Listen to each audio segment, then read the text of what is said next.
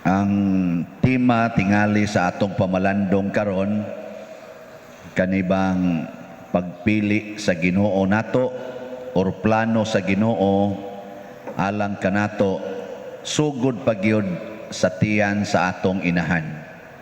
Matod pa sa unang pagbasa ingos propeta Isaías, sa diha pakustiyan sa akong inahan, gipili na ako sa Ginoo aron pagtigom sa tanang nawala nga mga katawhan sa Israel. Kinsa may gipasabot ana niya? Kay panagna man panagna. Kinsa may gipasabot ani nga sa diha pakustiyan sa kong inahan, gipili na kong daan aron pagtigom sa tanang katawhan nga nagkatibulaag. Kinsa man?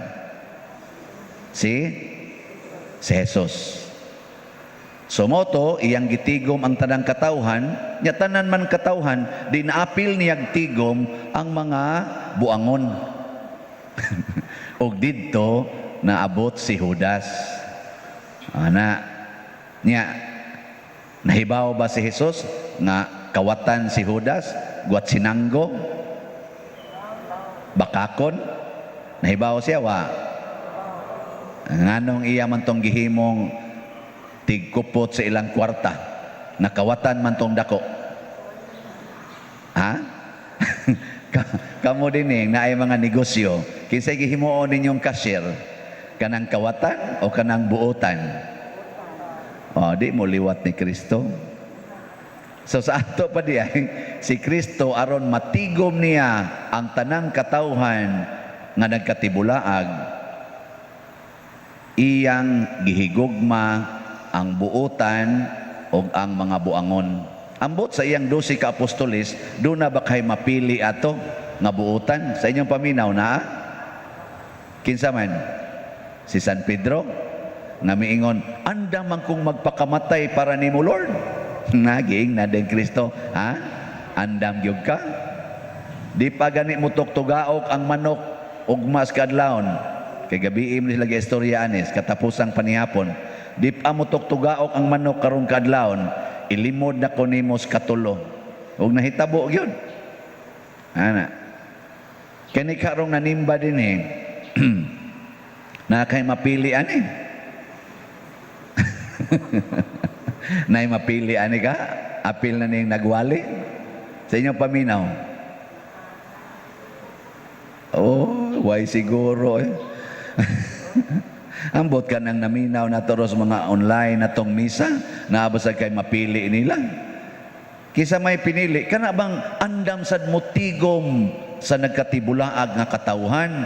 Kana bang musunod sa kinaiya ni Jesus nga iyang tigumon ang tanang katawhan, dili patibulaagon. Nya kanus-aban magkatibulaag, kundi nata mahigugma sa matag tao.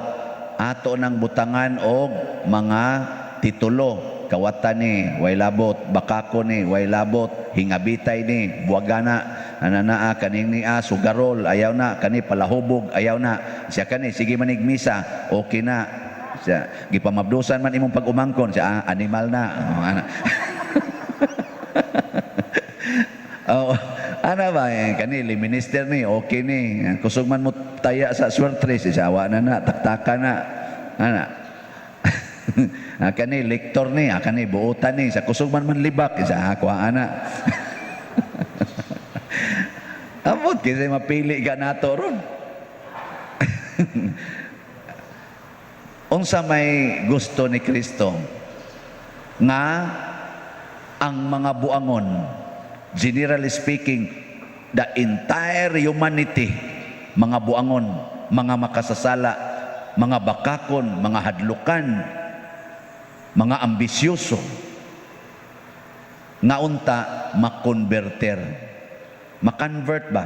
Ug tuod yun, kadtong 12 niya ka apostoles, si Judas ra gyud ang nawala. Mo nang gihimo sa nanyang example tingali, kung doon na kay usa ka karnero, ang sa to? Usa ka gatos ka karnero, mawala ang usa, pangita agyod. Muna, iya gitong gipangita si Judas. Giunsa man niya pagpakita nga iya yung gipangita si Judas aron mabalik gyud sa panon. Siya gyud mismo mo'y mituslob sa pan Nga iyang gihatag ni Judas. Unsa man nga aksyon kana bang ang pagkaon sa usa ka tawo ikaw mo'y mutunol niya. Unsa man nga nga aksyon? Mao nay gitawag gyud og grabe nga paghigugma. Kana bitang inyong mga anak, hungitan man na ninyo no. O hungitan ay basta gihigugma, pero wa gani i-abort. I-abort patyon. Pero og higugma na nimo, hungitan gid na nimo. Kana ding mga manag-uyab, magkuyog. O, di ba? Palit sila french fries, ang motoslob sa french fries dito niya ihungit niya. Eat na. Niya pahid-pahiran pag tissue dire. Istoryahe. Pero mao gina ekspresyon sa gugma. Kana bang pagkaon ba? Imo ihatag. Pero si Judas kay Judas bang kaayo, gisudlan siya wa kay dispose naman siya. Dugay naman siyang gaplano nga ako ning ibaligya si Jesus, wan agyud siya matandog sa gugma ni Jesus. Di ba? Usahay no? Diha bita ko'y gikaunsilan nga usa ka bana. Bana ba? Hilak in taon ang bana kay iyang nadiskubrihan ang iyang asawa nangabit. 17 years na sila sa ilang 17 or 20 years sa ilang kaminyoon nangabit. Ni ang bana purtigyong buotana. Basta naalagi siya sa balay, di gud kuno hapit mabasa ang tudlo sa iyang asawa kay siya gi mo trabaho tanan. Nga kay pinangga gi kay niyang asawa. Sa dihang akong gipangutana ang asawa kay counseling man mi, ingon ko nga nganong gibuhat man nimo day nga purti man diyang buotana ni mong bana. Ingon na siya, ada pader, napulaan ako ng iyang kabuutan. Buangon sa kayong animala tong asawaha to. Naasa day ubano mapulas kabuutan.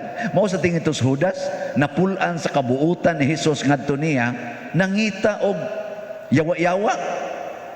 Pero sa tinud-anay tungod gito siyang pagkaadik sa kwarta. Kini bang kwarta ba? Kung mao na gali ni ato ganing sentro sa atong gugma, wa gi lami ang Ginoo. Wa gi lami. Og sentro ba nato ang kwarta ba? Karon lang bitaw, ako lang ning isulti sa atong experience sa Western Union. Gi-block na gyud ko. Kay classified nako as one of the kanang gidudahan nila nga tao ba? Tingali scammer or unsa pa diha. Gitawagan jud ko sa ilang didto sa ilang usas ilang mga agents baka to didto gikan gyud sa US. Hapit may mo 20 minutes og istorya kay iya kong gi-investigate og maayo nganong gasigi kog dawat aning mga kwarta from all over the world. Akong gi-explain. Pahuwaton pa kog 5 minutes nga gasigi ra kog anas telepono. Sakit na kog akong dunggan, init na kaing cellphone. Nya after 5 minutes na sila ing pangutana. Can you please wait for 5 minutes? Huwatas ako. Pag end ra di ay giingnan ra ko, sorry, after evaluating all the data you provide to us, you are not qualified anymore to avail our services.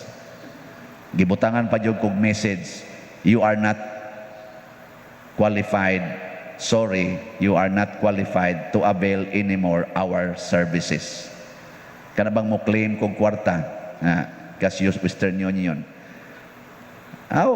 Ana magin ang kalibutan, magduda magin na. Ato na lang sang dawaton. Ako ra man sa gina, okay, I understand your system, I understand your standard operating procedure. So thank you very much. Analasan ko. Nakauna anak lay ko nako tan-aw tingali ani nila gyud kana ganing gigamit ra gid anak kong kwartas bulsa. Usahay magamit sa ginagmay. Ginagmay ra masagod. Ani ama dinhi nakita man ninyo atong projects dinhi, di ba? Oy. Tapay atong opisina strikta kay nang atong treasurer, ako umdang igagaw.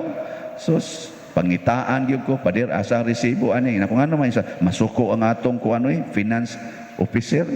Sa kisingan sa kana Brad Loloy ba suken suko nako unsa gud sa pangitaon ra ba gina pirmahi palihog pader pirmahi nako wala ba ko kapangayong resibo pirmahi lang ni pader og approve kay pangitaan jud ko ani Brad Loloy nako ano sa Brad Loloy magapil-apil sa na dinhi.